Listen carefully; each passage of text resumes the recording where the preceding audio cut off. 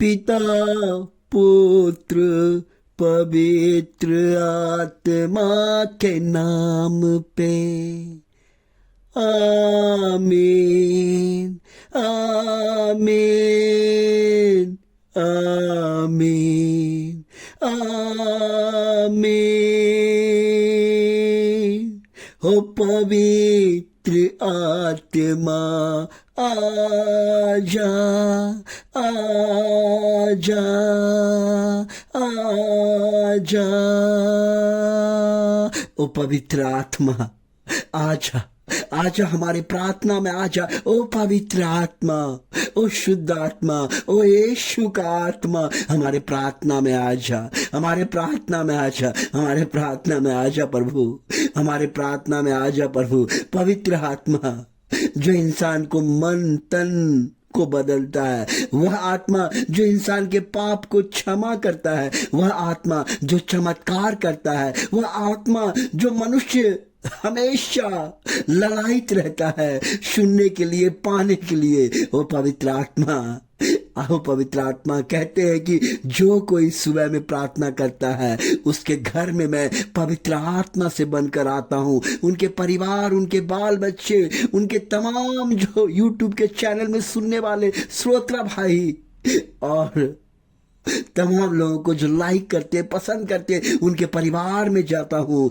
क्योंकि प्रार्थना जीवन देता है, प्रार्थना शांति देता है, प्रार्थना मनुष्यों के जीवन को बदलता है, प्रार्थना हर टूटे हुए काम को जोड़ता है, प्रार्थना एक पहाड़ पत्थर को तोड़ देता है, प्रार्थना असंभव काम को संभव कर देता है, प्रार्थना हर चीज को बना देता है और हमारे जीवन से शैतान का छाया, शैतान का नजर हमारे लोगों से हट जाता है। और वो प्रार्थना जब करते हैं तो डरने लगता है, घबराने लगता है, बोलता है नहीं, मैं अब इस घर में नहीं जाऊंगा क्योंकि इस घर में प्रार्थना होता है। मैं इस घर के दरवाजे को नहीं खटखटाऊंगा, यहां मेरा कोई नहीं सुनता है। नहीं रे बाबा, दूसरा घर में जाऊंगा क्योंकि परमेश्वर ने उसे आकाश से गिरा दिया है, आकाश से मार दिया है, उसको नष्ट कर दिया है, जो हमारे परिवार को तोड़ता है, जो हमारे हर गंदे चीज से करवाता है, वह आत्मा आपके घर को छोड़ देगा। इसलिए प्रभु यीशु कहता है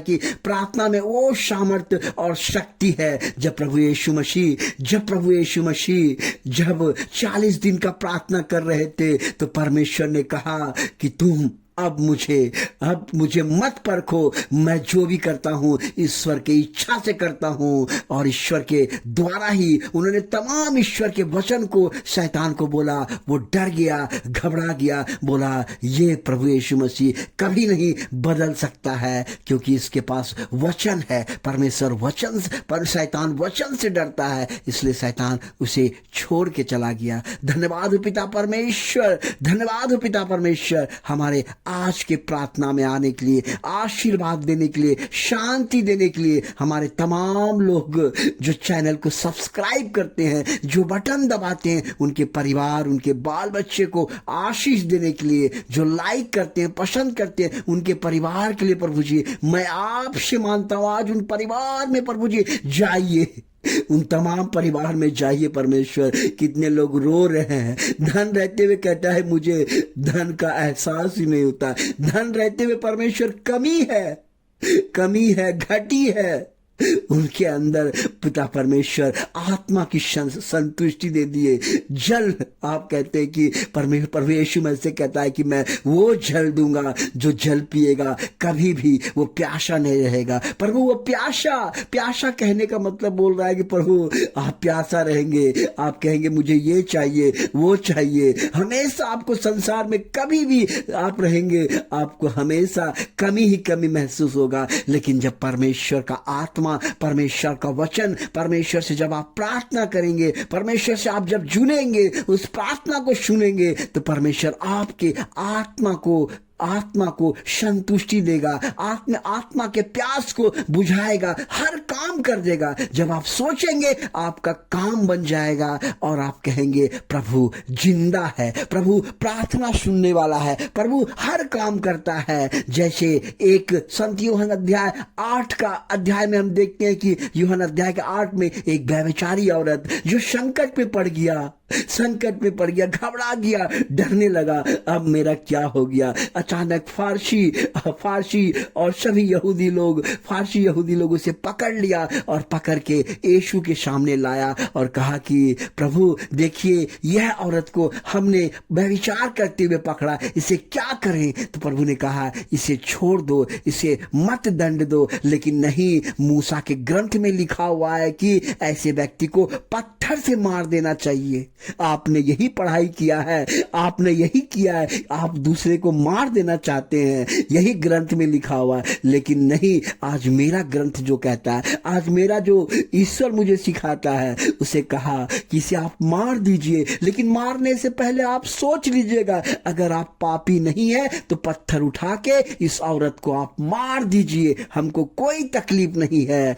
और ये बात सुनते ही सब लोग तो पापी थे, बोला हाँ ये प्रभु तो सही बात बोल रहा है, हम पापी हैं, हम आज नहीं पकड़ाए गए तो ठीक है, ये औरत पकड़ा गई तो इसको मार दिया जाएगा। लेकिन बोला कि आप अगर नहीं पाप किए तो मार दीजिए, अगर पाप किए हैं तो इसे छोड़ दीजिए। सभी लोग उसको छोड़ के चला गया और प्रभु उस औरत से कहा जा तेरा पाप क्षमा हो गया, जा तू आजाद हो गई, लेकिन अब से पाप नहीं करना, क्योंकि प्रभु हमें क्षमा करता है।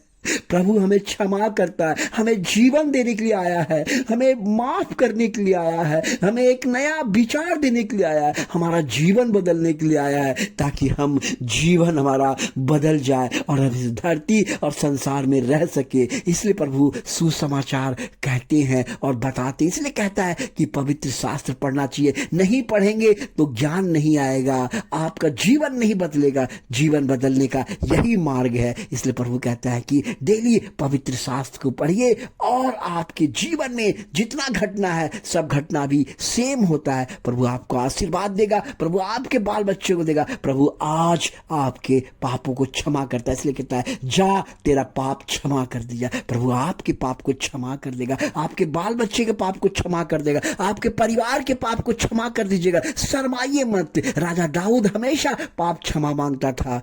इसलिए धन्यवाद।